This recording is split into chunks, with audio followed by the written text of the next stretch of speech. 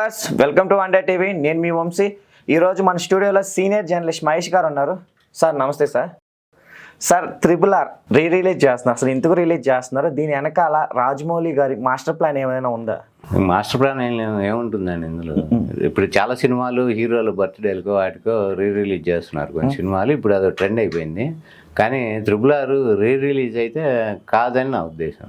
Okay, 20వ తారీఖు అని ఈసారి ట్రైలర్ లాంచ్ చేశారు. అది ఆల్రెడీ పాత ట్రైలరే. అది RRR అంతకుముందు ట్రైలరే మళ్ళీ దాన్ని రిలీజ్ చేసి 20th అది మూవీ రిలీజ్ అని థియేటర్స్లో లిమిటెడ్గా కొన్ని థియేటర్స్లోనే రిలీజ్ చేస్తున్నారు.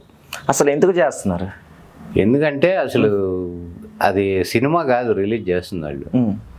1 hour ఫిల్మ్ అది. ఓకే, ఆ 1 hour ఏంటంటే ఇప్పుడు రాజమౌళి ప్లస్ రామ్ చరణ్, ఎన్టీఆర్, కీరవాణి, కార్తికేయ ఇట్లా ఈ టీంకి పనిచేసిన వాళ్ళు, ఆ మూవీకి పనిచేసిన వాళ్ళు అనుభవాలు అవి చెప్తూ ఒక డాక్యుమెంటరీ తీశారు. ఓకే, ఆ డాక్యుమెంటరీ రిలీజ్ చేస్తున్నారు, మూవీ కాదు.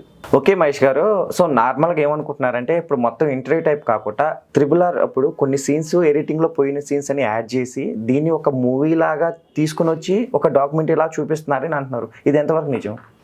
లేదండి, మూవీలో సీన్లు డెలీట్ అయినవో లేకపోతే యాడ్ చేసేది. ఆల్రెడీ 3 గంటల సినిమా.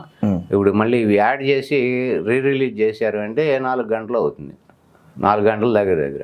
ఇప్పుడు జనానికి అంత ఓపిక లేదు కదా. చూసిన సినిమాలోనే కొన్ని సీన్ల కోసమే ఇంకో గంట ఎక్కువ భరించి థియేటర్లకు వెళ్ళి కూర్చునేంత ఓపిక జనానికి కూడా ఉండాలి కదా. కానీ రాజమౌళి డైరెక్టర్ కాబట్టి ఇంకేదన్నా భారీగా ఇంకేమన్నా చూపిస్తాడేమో డెలీట్ చేసిన సీన్లు అవి అని జనం అనుకునే ఇది ఉంది. కానీ అదే ఇక్కడ జరిగేది ఏంటంటే, ఇంతకుముందు ఫస్ట్ ఇండియన్ ఫిల్మ్ హిస్టరీలోనే ఒక మూవీ గురించి ఒక డాక్యుమెంటరీ తీసి ఆ డాక్యుమెంటరీని థియేటర్స్లో రిలీజ్ చేయటం అనేది ఒక రకంగా ఇది ఫస్ట్ టైం ఇండియన్ ఫిల్మ్ ఇండస్ట్రీలోనే ఎక్కడ ఇంతవరకు జరగల. అది ఒకటి కొత్తగా వాళ్ళు తీసుకొస్తున్నారు. అయితే ఇప్పుడు మనకి జపాన్ లాంటి దేశంలో RRR ఒక సంవత్సరం పాటు ఆడింది. సంవత్సరం ఆడింది మూవీ. ఇప్పుడు చైనా వాళ్ళు కానీ వీళ్ళందరూ కూడా దాన్ని ఏమన్నా Part 2 తీసినా కానీ ఏదన్నా చూడటానికి కూడా అక్కడ కూడా వాళ్ళు మంచిగా చూస్తారు. అంటే దానికి అంత ఫాలోయింగ్ పెంచారు. ఈయన ఇండియన్ ఫిల్మ్ ఇండస్ట్రీ నుంచి ఇంటర్నేషనల్ లెవెల్కి రాజమౌళి మన తెలుగు ఇండస్ట్రీని తీసుకెళ్ళాడు. అట్లానే ఆస్కార్ కూడా మన తెలుగు సినిమాకి రాదు అనుకున్నది, దాన్ని కూడా ఈ మూవీతో అది కూడా సాధ్యమైంది.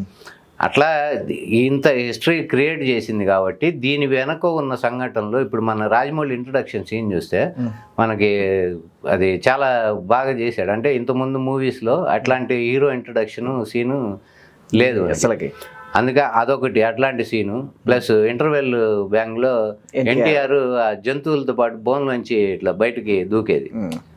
అది ఇట్లాంటివి మన ఈ జురాసిక్ పార్క్ ఇవి తీసిన డైరెక్టర్ ఉన్నాడు జేమ్స్ కెమెరూన్.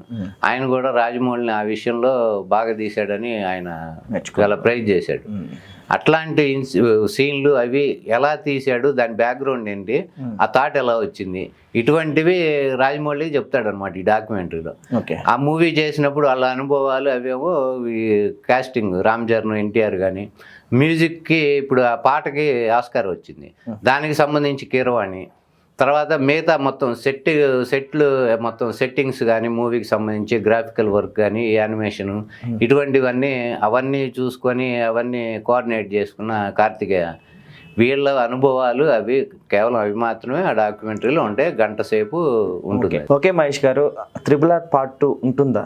అండ్ అది రావాలి అంటే ఇప్పుడు రామ్ చరణ్, ఎన్టీఆర్ దాదాపుగా సినిమాలు వాళ్ళకి ఎండింగ్ స్టేజ్ రావాలి. ఆ RRR సెకండ్ పార్ట్ తీసి రాజమౌళి అది రిలీజ్ చేసే టైంకి షూటింగ్ 5 ఏళ్ళు తెస్తాడు.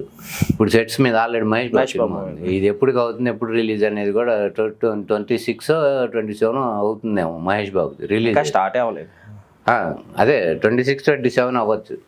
అక్కడి నుంచి మళ్ళీ దానికి పోస్ట్ ప్రొడక్షన్ వర్క్లు, రిలీజు ఇవన్నీ అయ్యేటప్పటికి ఎంత టైం పడుతుందో తెలియదు. దీని తర్వాత రాజమౌళి మళ్ళీ గ్యాప్ తీసుకొని ఇంకో స్టోరీ ప్రిపేర్ చేసి వీళ్ళతో సినిమా తీసేప్పటికి 2035 అవ్వచ్చు. అంటే దగ్గర 10 ఏళ్ళు పడుతుంది. 10 ఏళ్ళ తర్వాత రామ్ చరణ్ ఎన్టీఆర్ లుక్స్ ఎలా ఉంటాయో ఏందో తెలియదు. మ్యాచ్ చేసేది కష్టం. అందుకని నాకు తెలిసి ఇట్లాంటి వెయిట్ జరగదు. బాహుబలి ఏదో బై ఛాన్స్ అది సాధ్యపడింది కానీ బాహుబలి కూడా 3 ఉందని రాజమౌళి గారు చాలాసార్లు చెప్పారు. మనం కల్కి సినిమాలో చూసాం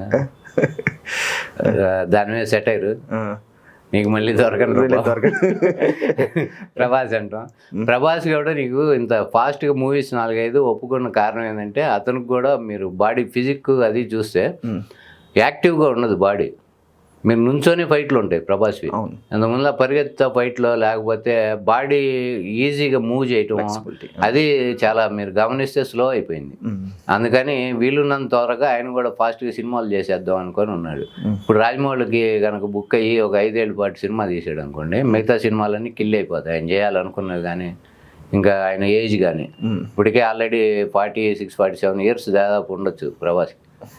ఇంకో 5 ఏళ్ళ తర్వాత 10 ఏళ్ళకు సినిమా రిలీజ్ అయితే సేమ్ మనం అనుకున్నట్టే. అప్పటికి ఈయన ఏజ్ కానీ ప్లస్ ఇప్పటికే బాడీ మనకి హీరోయిక్ పర్సనాలిటీ కనబడుతుంది కానీ బాడీ ఓవర్ వెయిట్ లాగా అట్లాగా మనకి మనం చూస్తే అనిపిస్తుంది. అట్లాంటివన్నీ సాధ్యమైతే కాదు కానీ పార్ట్ 3 లేకపోతే RRR పార్ట్ 2 అనేది మనం చాలా కష్టం, అనవసరం ఊహించుకోవటం. అంటే ఫ్యాన్స్ వాళ్ళు అనుకుంటారు తీస్తే బాగుంటుందని అనుకుంటారు కానీ తీయటం అయితే అసాధ్యం. ఓకే మహేష్ గారు, థ్యాంక్ యూ సో మచ్.